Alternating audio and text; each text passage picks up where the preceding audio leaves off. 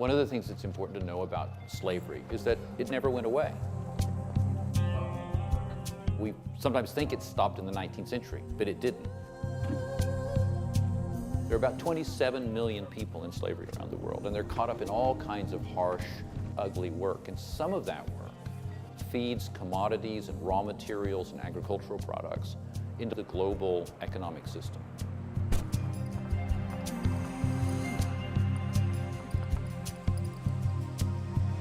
We've got to do everything we can to make sure that that slavery doesn't reach into our lives and touch us. To the things that we buy and sell, the things that we produce, and the things that we use. This isn't a gotcha game. This isn't anybody being guilty. It's about all of us wanting to take responsibility for making sure that the things that we use and enjoy in our life are actually free of that ugly taint of slavery.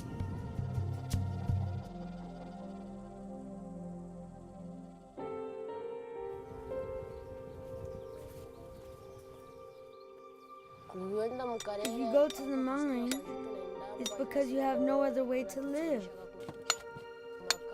If I don't work that day, we are going to starve.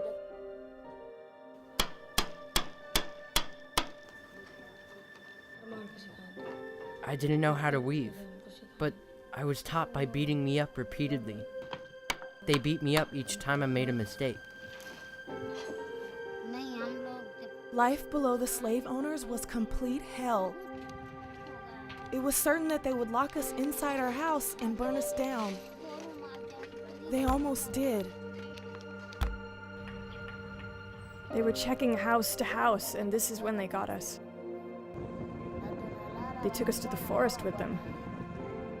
Slavery penetrates into lots and lots of products. And I've seen with my own eyes slaves cutting down forests to burn them into charcoal that will then be used by the steel industry in Brazil to make steel, which is then exported to the United States and to Western Europe and made into everything from toys to skyscrapers.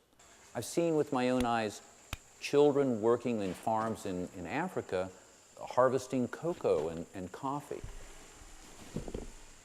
I've seen mines that had slave workers in them digging up gold and cassiterite and coltan that's used in cell phones.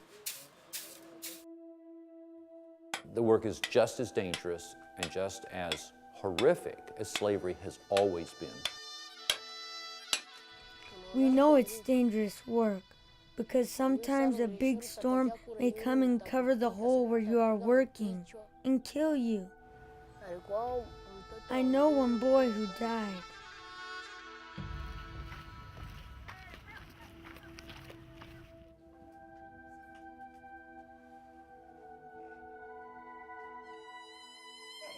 We were confined to a room and made to work for 12 hours a day. There was only once in a day that we could go and maybe use the bathroom.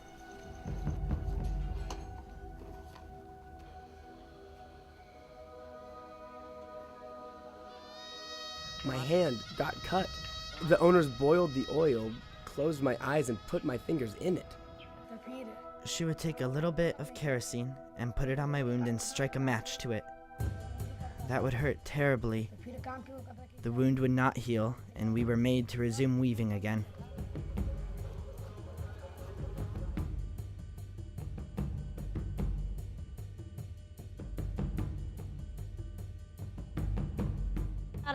The slaveholder hired men armed with guns and axes, and they guarded us the entire day. I was kept in chains. That was the most fearful part for me.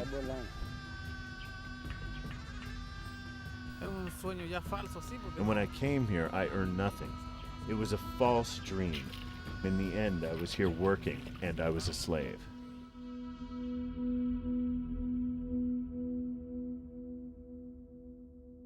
We can't be the police, but we can be the people who say, we're not going to accept this. If suppliers and businesses in the rich North say, we're not having it, we're not going to accept minerals that are touched by slavery, commodities, agricultural products that are touched by slavery, that will echo down the supply chain. and make that difference.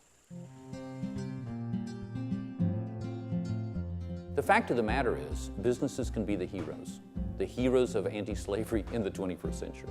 A good corporate policy on slave-free trade is going to have 3 key components. Number 1 is transparency. You're going to be able to look at that supply chain and really see what's going on and know that you're getting the full story. Number 2 is depth. It's about working your way down through suppliers of suppliers and subcontractors of subcontractors. And the third part of it is credibility. It's about knowing that the people who are checking up have the expertise to penetrate the lies and the confusion that the criminals who use slave labor are always going to use to cover up what they do. So transparency, depth, and credibility. While there is slavery in commodities and in raw materials, the amount of each raw material or commodity that is actually touched by slavery is so small that the cost of removing that slavery shouldn't actually touch the bottom line.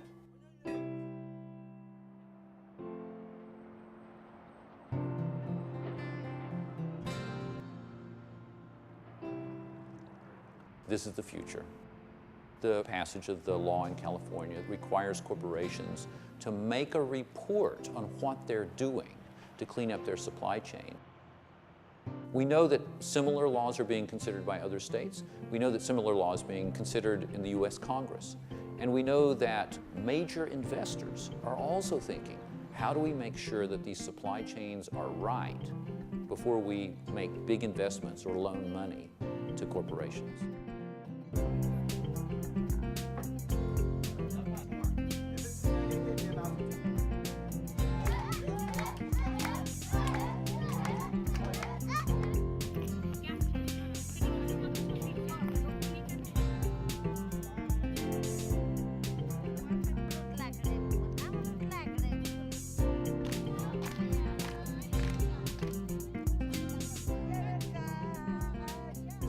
This is slavery, and we've got people who are suffering, and none of us wants that to happen. We can fix the problem without blasting the bottom line, and we can make the consumers a lot happier when we do so.